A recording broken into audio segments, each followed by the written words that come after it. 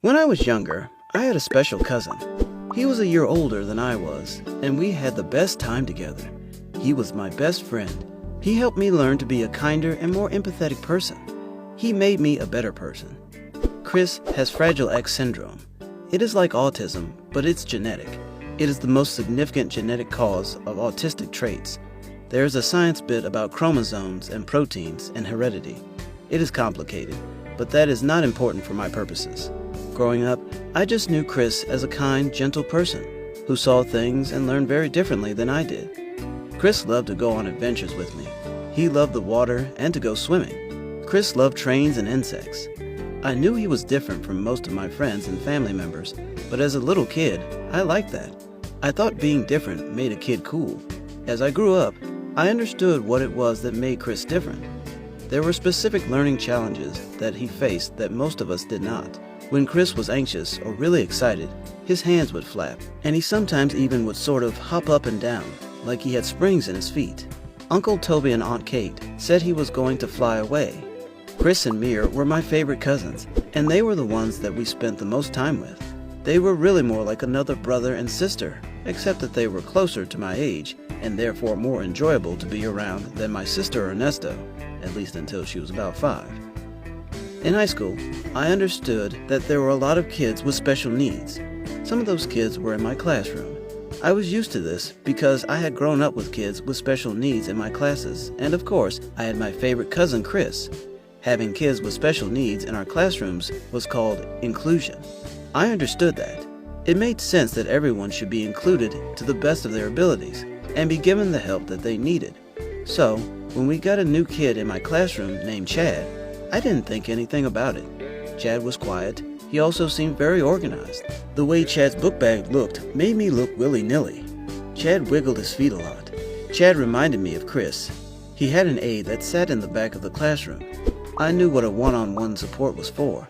Chris had one that went to school with him. I understood that the aide was there to help him with whatever his needs were. I was not the only student who understood this. Alex had a younger brother with special needs. She always had her brother Ben come over whenever Chris and Mir visited. And of course, there were the kids who didn't understand. And they could always be counted on for showing off their ignorance like a shiny medal of honor. Blake and Ted were bullies. I had learned that early on. They were part of the popular group of kids. I did not like them. I had learned to ignore them because it was a waste of time arguing with them. I had taken on teachable moments regarding these kids in the past. I don't know if that taught them anything. I knew that Chad would be on their radar when I heard this girl Brittany complaining to her friends Laura and Chelsea. "Great," Brittany sort of whispered to her friends. "We are going to be the tarred homeroom now." I didn't like that. It bothered me. I took it personally, because of my favorite cousin, Chris. I was sure that someone had referred to Chris in that pejorative. I couldn't imagine how that would feel. I could tell that Alex felt the same way. Her brother had many learning challenges. I noticed her scowl as she checked on her homework for our next class. Brittany and her girls giggled about something. Alex put her pencil down and asked Chad if he would like to sit with us in our classes. Chad accepted. Chad had a slight stutter and repeated certain words. Chris did a lot of repeating as well. In science, Chad seemed to already know what we were learning. Same with math class. In biology, Chad had every answer again. I liked Chad. I admired Chad. In spite of his challenges, he knew a lot. He also ignored everything that Brittany or one of her friends giggled when he answered a question. I admired him for that as well. In the hallway, I saw Brittany talking with Ted and Blake. Crap, here it comes. While Brittany and her friends could be mean and snarky, Blake was just plain cruel. He enjoyed being that way. I knew that it was because he was a bully. I understood that the alleged best way to make a bully go away was to ignore them. It made sense. It worked for me. I didn't care what Blake said about me. I knew that I was smarter, and I had a run-in with him that it caused him to, for the most part, leave me alone. Chad was a different story. Chad was someone who was more vulnerable. And being a bully, Blake targeted vulnerable kids like a heat-seeking missile. "It's the Tard class." Blake laughed as we walked by. "If I just ignore it, it'll go away," Chad said quietly to himself. "Did you just call me it?" Blake was making his way over to us. Chad didn't say anything, We just kept walking. Alex walked with him. Hey, I'm talking to you. Blake continued his harassment. Are you deaf as well as a retard? Blake pronounced it retard. I hated that word. I couldn't stand hearing someone use it, especially in a deliberately hurtful way. Chad kept walking, looking at the ground and quietly repeating his mantra.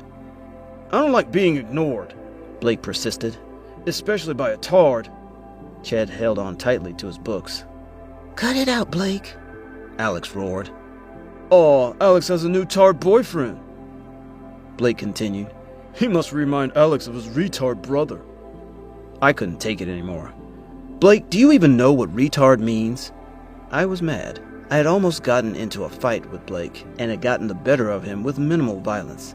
I had demonstrated that I was more skilled than he was, thanks to classes whose purpose was to teach me focus and discipline.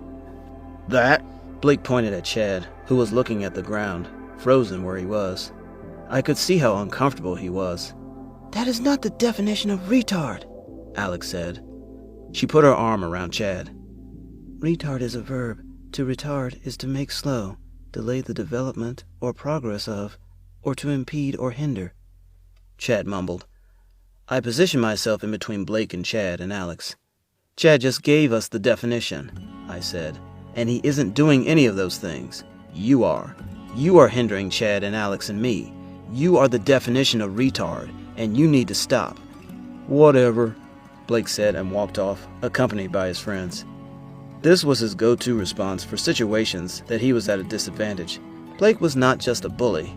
He was like all bullies, a coward. You didn't have to do that, Chad said. I am used to people like him. You shouldn't be, I said. Nobody should be used to people who treat others like that, Alex said. It is true. Nobody should be used to being treated like that. Nobody should be used to people who treat others like that. I knew that then, and I know it now. That wasn't the lesson that I learned from Chad and that day.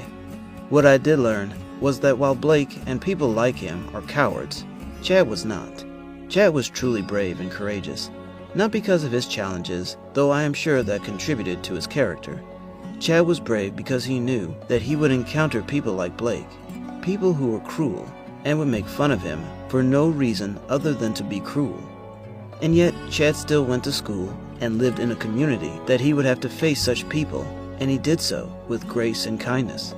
People like Chad and my cousin Chris and Alex's brother are truly brave, and they set an example for all of us to be better people.